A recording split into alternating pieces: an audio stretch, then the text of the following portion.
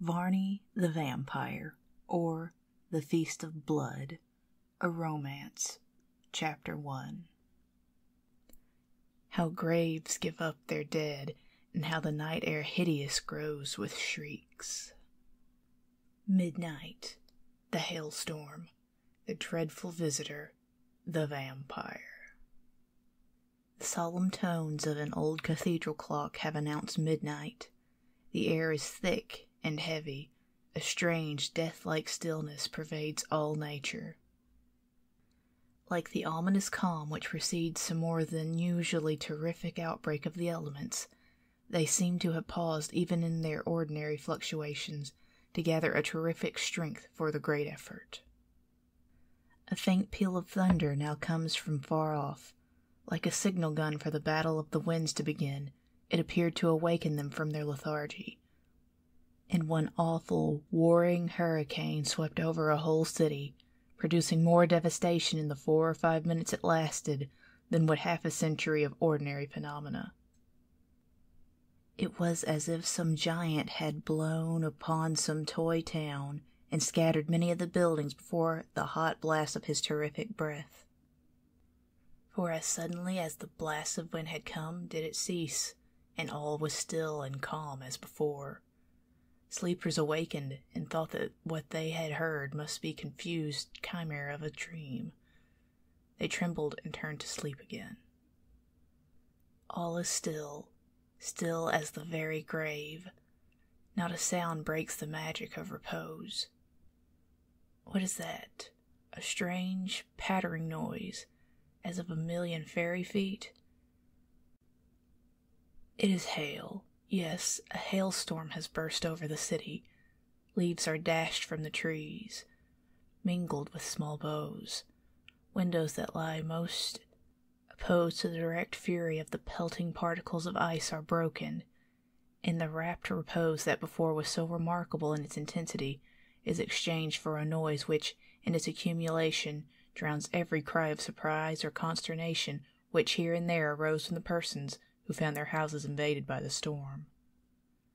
Now and then, too, there would come a sudden gust of wind that in its strength, as it blew laterally, would, for a moment, hold millions of the hailstones suspended in mid-air, but it was only to dash them with redoubled force in some new direction, where more mischief was to be done. Oh, how the storm raged! Hail, rain, wind. It was, in very truth, an awful night. There is an antique chamber in an ancient house. Curious and quaint carvings adorn the walls, and the large chimney-piece is a curiosity of itself. The ceiling is low, and a large bay window, from roof to floor, looks to the west. The window is latticed and filled with curiously painted glass and rich stained pieces, which send in a strange yet beautiful light when sun or moon shines into the apartment. There is but one portrait in that room, although the walls seem paneled for the express purpose of containing a series of pictures. That portrait is of a young man, with a pale face, a stately brow, and a strange expression about the eyes, which no one cared to look on twice. There is a stately bed in that chamber, of carved walnut wood, is it made, rich in design and elaborate in execution. One of those works of art which owe their existence to the Elizabethan era. It is hung with heavy silken and damask furnishing. Nodding feathers are at its corners. Covered with dust are they, and they lend a funeral aspect to the room. The floor is of a polished oak. God, how the hail dashes on the old bay window. Like an occasional discharge of mimic musketry, it comes clashing, beating, cracking upon the small panes. But they resist it. Their small size saves them. The wind, the hail, expend their fury in vain. The bed in that old chamber is occupied. A creature formed in all fashions of loveliness lies in a half asleep upon that ancient couch. A girl, young and beautiful as a spring morning. Her long hair has escaped from its confinement and streams over the blackened coverings of the bedpost. She has been restless in her sleep, for the clothing of the bed is in much confusion. One arm is over her head, the other hangs nearly off the side of the bed near which she lies. A neck and bosom that would have formed a study for the rarest sculptor that ever Providence gave genius to were half disclosed. She moaned slightly in her sleep, and once or twice the lips moved as if in prayer. At least one might judge so, for the name of him who suffered for all came once faintly from them. She has endured much fatigue, and the storm does not awaken her, but it can disturb the slumbers it does not possess the power to destroy entirely. The turmoil of the elements wakes the senses, although it cannot entirely break the repose they have lapsed into. Oh, what a world of witchery was in that mouth, slightly parted, and exhibiting within the pearly teeth that glistened even in the faint light that came from that bay window. How sweetly the long silken eyelashes lay upon the cheek. Now she moves, and one shoulder is entirely visible.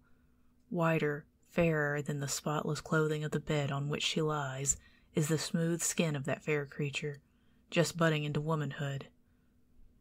And in that transition state which presents to us all the charms of the girl, almost of the child, with the more matured beauty and gentleness of advancing years. Was that lightning? Yes, an awful, vivid, terrifying flash, then a roaring peal of thunder, as if 1,000 mountains were rolling one over the other in the blue vault of heaven. Who sleeps now in that ancient city? Not one living soul. The dread trumpet of eternity could not more effectually have awakened anyone. The hail continues. The wind continues. The uproar of the elements seems at its height. Now she awakens. That beautiful girl on the ancient bed, she opens those eyes of celestial blue, and a faint cry of alarm bursts from her lips. At least it is a cry which, amid the noise and turmoil without, sounds but faint and weak. She sits upon the bed and presses her hands upon her eyes. Heavens!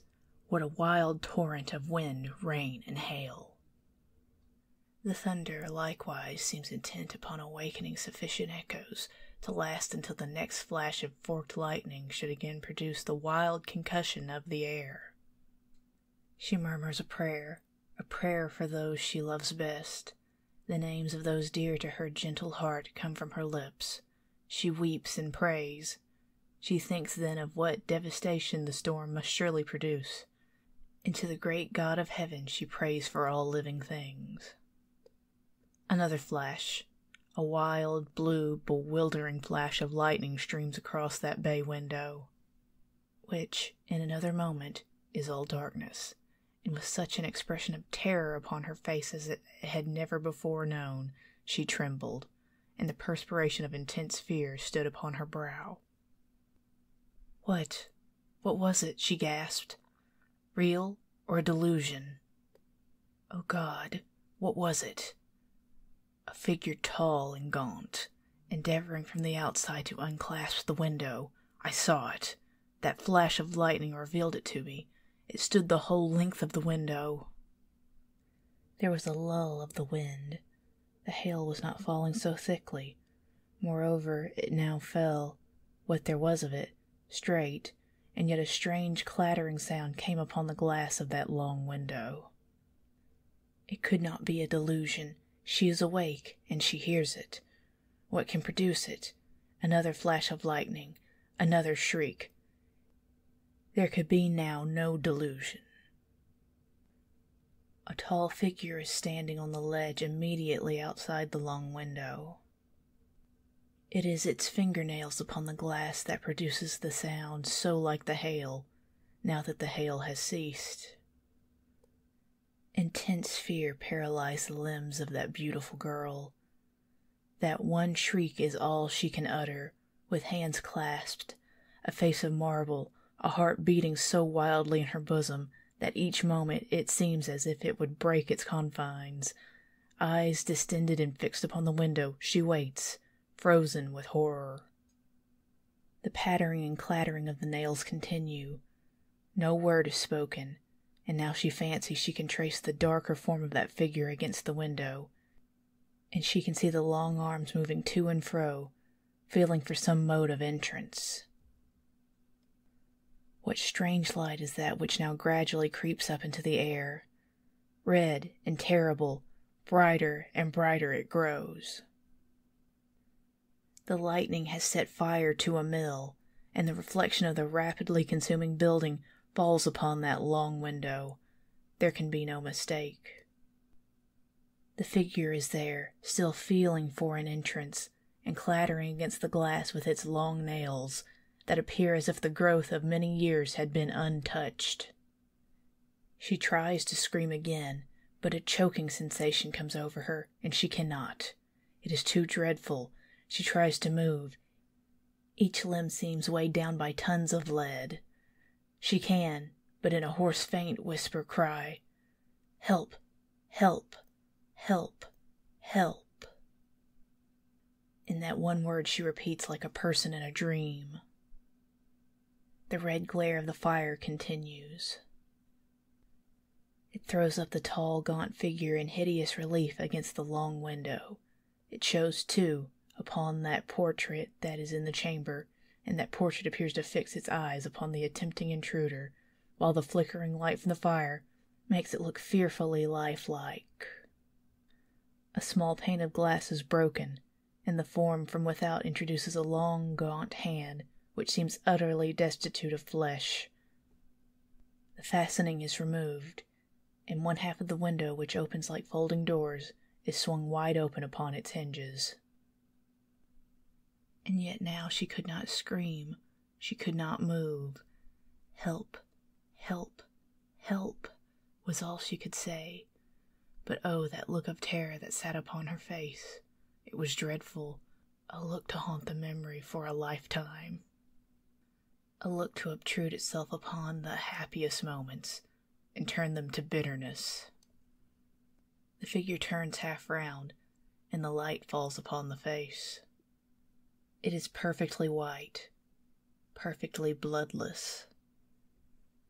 The eyes look like polished tin, the lips are drawn back, and the principal feature next to those dreadful eyes is the teeth, the fearful-looking teeth, projecting like those of some wild animal, hideously, glaringly white and fang-like. It approaches the bed with a strange, gliding movement. It clashes together the long nails that literally appear to hang from the finger ends. No sound comes from its lips. Is she going mad? That young and beautiful girl exposed to so much terror? She has drawn up all her limbs. She cannot even now say help. The power of articulation is gone, but the power of movement has returned to her. She can draw herself slowly along to the other side of the bed from that towards which the hideous appearance is coming. But her eyes are fascinated. The glance of a serpent could not have produced a greater effect upon her than did the fixed gaze of those awful, metallic-looking eyes that were bent on her face. Crouching down so that the gigantic height was lost, and the horrible, protruding white face was the most prominent object, came on the figure. What was it? What did it want there? What made it look so hideous, so unlike an inhabitant of the earth, and yet to be on it? Now she has got to the verge of the bed, and the figure pauses. It seemed as if when it paused she lost the power to proceed. The clothing of the bed was now clutched in her hands with unconscious power. She drew her breath short and thick, her bosom heaves, and her limbs tremble, yet she cannot withdraw her eyes from that marble-looking face. He holds her with his glittering eye. The storm has ceased. All is still. The winds are hushed. The church clock proclaims the hour of 1. A hissing sound comes from the throat of the hideous being, and he raises his long, gaunt arms. The lips move. He advances. The girl places one small foot from the bed onto the floor. She is unconsciously dragging the clothing with her. The door of the room is in that direction. Can she reach it? Has she the power to walk? Can she withdraw her eyes from the face of the intruder and so break the hideous charm? God of heaven, is it real, or some dream so like reality as to nearly overturn the judgment forever? The figure has paused again, and half on the bed and half out of it that young girl lies trembling. Her long hair streams across the entire width of the bed. As she has slowly moved along, she has left it streaming across the pillows. The pause lasted about a minute. Oh, what an age of agony! That minute was, indeed, enough for madness to do its full work in. With a sudden rush that could not be foreseen, with a strange howling cry that was enough to awaken terror in every breast, the figure seized the long tresses of her hair. Entwining them round his bony hands, he held her to the bed. Then she screamed, having granted her then power to scream. Shriek followed shriek in rapid succession. The bedclothes fell in a heap by the side of the bed. She was dragged by her long silken hair completely on it again. Her beautifully rounded limbs quivered with the agony of her soul. The glassy, horrible eyes of the figure ran over that angelic form with a hideous satisfaction, horrible profanation. He drags her head to the bed's edge. He forces it back by the long hair still entwined in his grasp. With a plunge, he seizes her neck in his fang-like teeth. A gush of blood and a hideous sucking noise follows. The girl has swooned, and the vampire is at his hideous repast.